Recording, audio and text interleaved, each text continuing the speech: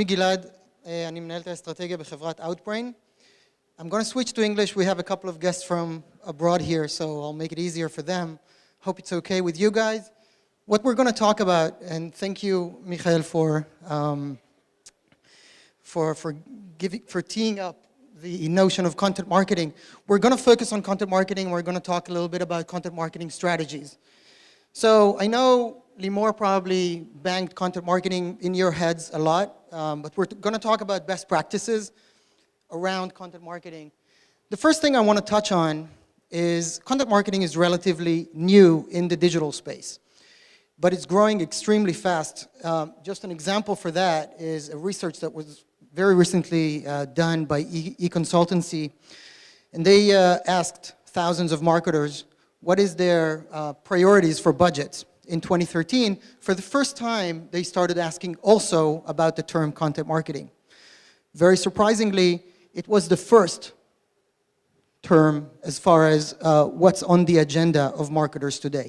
So 70% are going to increase their budget on content marketing. 29% are going to keep it, which means they have already done content marketing last year. That's 99% of marketers that are doing content marketing today. And if you're not among that group, just think about what is the sense of urgency for you to really get your hands into what exactly it means. So just to make sure we're on the same level as far as what is exactly content marketing, it's all about, and Michael touched on that, providing great value to your consumer, whether that's informational or entertainment value. It's not about you talking about yourself, you talking about your products, you talking about your features. It has to start with you thinking about what is the real pain and interests of your consumers. I'll give you a couple of examples for great content marketing by B2B companies. General Electric want to be perceived as the leader in innovation. So they're building locomotives. They're building engines for planes. That's the things that they cannot market because they're not sexy. But if they talk about innovation, that is sexy. That is something they can really add to the conversation and add value. SAP has a very interesting business insights blog. They have a lot of blogs actually that they write on. I saw an example from Alot. Is the marketing manager from Alot here? No. So it's a great start, but we're going to talk a little bit about why it's not necessarily all the way to where it can be. And of course, I think the iconic example is American Express with Open Forum, which if you don't know that platform, you really need to go there because it's the epiphany of great content marketing. They're not thinking about how to promote the Amex brand. They're creating a home for small, medium business owners. They really try to give value. They're getting people like Guy Kawasaki and Richard Branson to write articles such as the 5 biggest mistakes I did when I started my first business. It's not about Amex talking about themselves at all. So let's start with why. Why is content marketing growing so fast in the last 2 years? Well, it all starts with trust. People don't trust advertising. Newsflash, right? What do they trust the least? Well, it's maybe a little bit hard to read, so I'll read it for you. The least trustable form of advertising is text ads on mobile phones. After that, display ads on mobile devices. After that, sorry, Shachar, online banner ads, ads on social networks, online video ads, ads served in search. Isn't that a little bit surprising? These are the things that people trust the least. What do they trust the most? Well, not surprisingly, we talked about offline influence. They trust advice from people they know. But second to that, they trust advice from people they don't know, which is interesting. So that's the influencers that we touched on and why it's so important to get these people to talk about your product. Having a third party talk about the market, the product, the services, the competitors in the market. Next to that, editorial content such as articles. So when you are creating content, it's actually trustworthy. After that, again, sometimes very surprising to brands, especially in the B2B space. Your website. Your website is very trustworthy. Think about it. In a world where anyone can go on Twitter and rant about you lying, marketers make an effort making sure their content is really good and is really trustworthy on their site, so people trust it. Wow, this is going fast. The second reason for why content marketing is growing so fast is Panda and Penguin. Who knows what that is? Raise your hand, raise your hand. Good, good, good for you. So for those of you who don't know, Google released two very important updates to their search algorithms. Panda and Penguin, that's their code names. What they are all about is weeding out black hat tactics of SEO. What does it mean? It means that a lot of companies have been link farming, have been doing a lot of rogue SEO, trying to get their content to appear on search engines without that content being really useful. So with Panda and Penguin, it's not about any SEO that you will do. It's about making sure your content was actually made for humans. Your content is actually good. And how does Google know that your content is good? When it's shareable. So shareability, getting your content shared, is a great indication for Google for knowing that your content was made for humans. The only way to get your content shared is if you'll stop talking about yourself. If you will actually listen to the pains of your customers, if you'll actually add value to the conversation. Now, social in general was also a very important propeller for the growth of content marketing, because after a lot of companies invested a lot of money in buying a lot of likes, now what? You created that community, great. What do you do with it now? You have to communicate with that community. That communication cannot be about coupons, sweepstakes, invitations to your webinars. That's boring. In order to engage with your community, you have to share content. You have to give them something back. And another important notion about social is the change that Facebook did with pages, because you can't create a landing page anymore. There's a timeline. And when you think about the timeline, think about someone going into your timeline and how does it look? And does it actually tell the story of the brand through the timeline? So you have to think about the timeline in an editorial mindset in order for it to really be successful. So, a couple of best practices.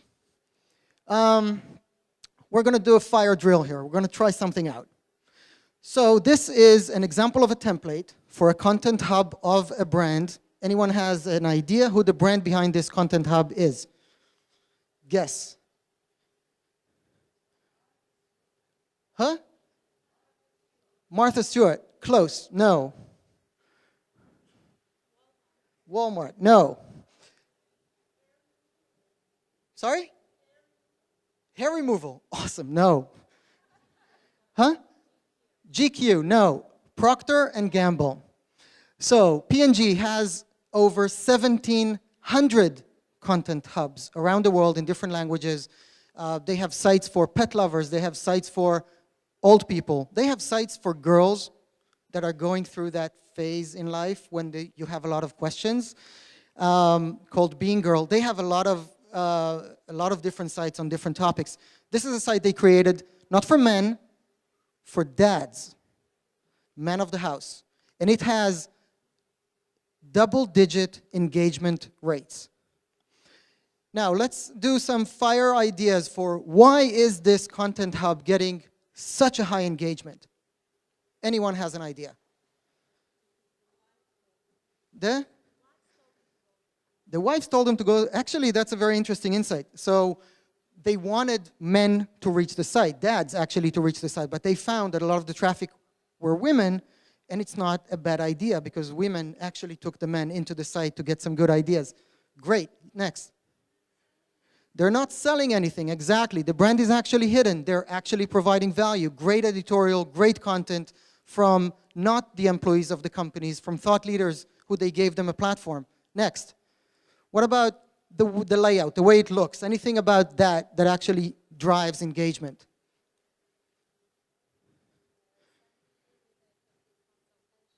Consultation, advice, right? Great. So that's about the content itself, but what about the layout? What about how it looks? What drives such a high engagement? Ideas? It's blissful, it's clean, right? It's not noisy. Great. Next.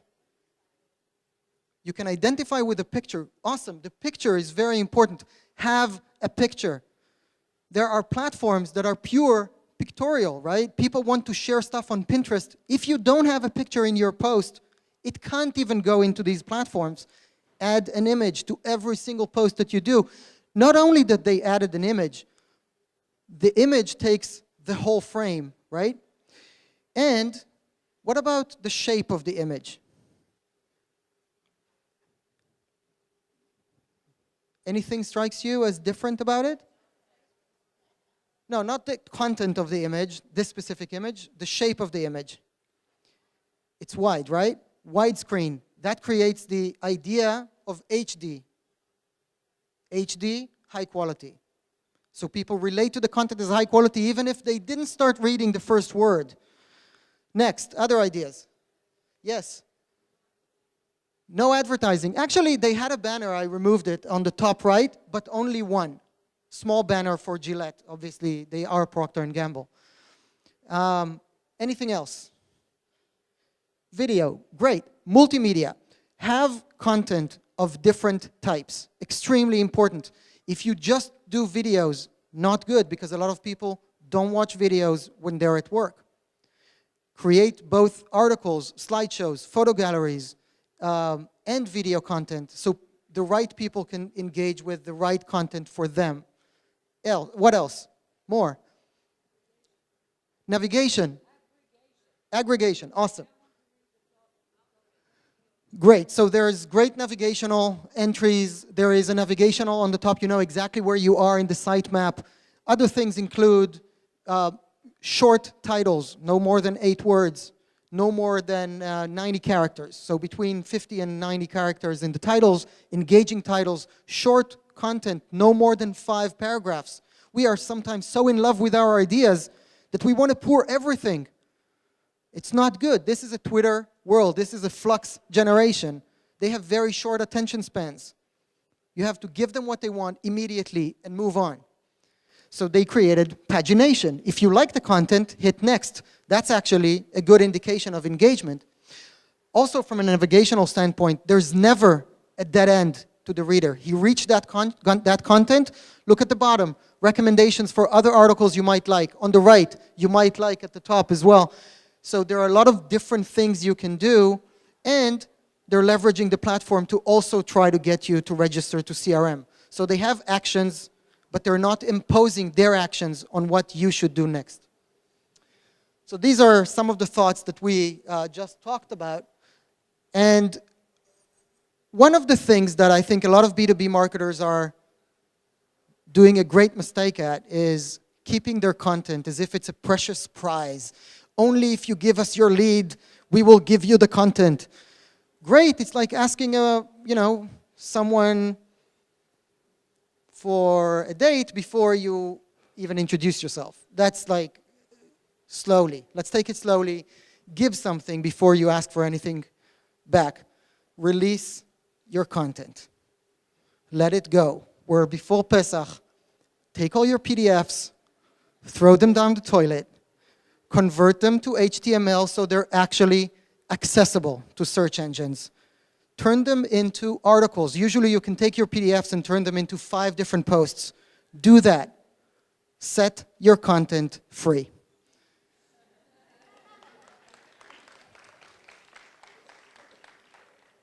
So, on the notion of set your content free, I'll leave you with one note, and then we'll go and have some coffee. I'm sure you're all very thirsty, and I'm holding you back from that. But one of the things that a lot of marketers tell me is, content marketing, it's a nice idea. We'll create all this content. We'll put it on our site. Who will go there?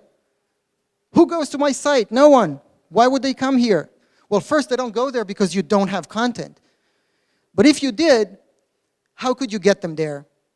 How can you get a lot of them there? How can you get the exact audience and influencers that you want there in large numbers? Well, who here is already working with Outbrain, knows Outbrain? I asked who's using Outbrain every day. You use it and let it go.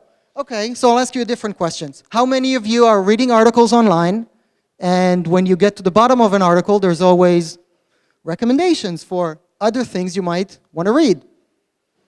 Are you ever clicking on these kind of recommendations? In Haaretz, The Marker, CNN, whatever publication you're reading, you'll find these on almost all the large publishers in the world, and it looks like it's the editor of CNN that is giving you these recommendations. Well, actually, they don't. It's Outbrain. So Outbrain is the company that powers these recommendations for most of the leading publications online. They look differently from site to site. Sometimes you see them as thumbnails, sometimes as text links. It's always the same engine behind the scenes. And you, as a marketer, can get your content appear alongside editorial recommendations in the from around the web boxes. How? It's a very simple buy, exactly like doing a Google AdWords buy. You give us your content, you set your own cost per click, you set your own budget and daily pace, and boom, you're off to the races. It's a self-service platform. Anyone can use it. We do this not only on desktops, but also on mobile. So think about the opportunity of getting your YouTube videos take over the whole device when someone is reading something on CNN and chooses to engage with your content. Does a very conscious thing out of all the options that they have for other articles they might be interested in. They're raising their hands and they're clicking on your recommendation to your content, and you take over their whole device. Just to get a sense of scale, because that's important. We're doing it for over 180 million uniques in the US, over 350 now worldwide. We serve over 85 billion recommendations every month. Google is serving something like 100 billion search in a month. So that gives you a perspective of how big the company actually is. So I hope this was interesting, and I'm around for the next hour, and let's go have some coffee. Thank you very much.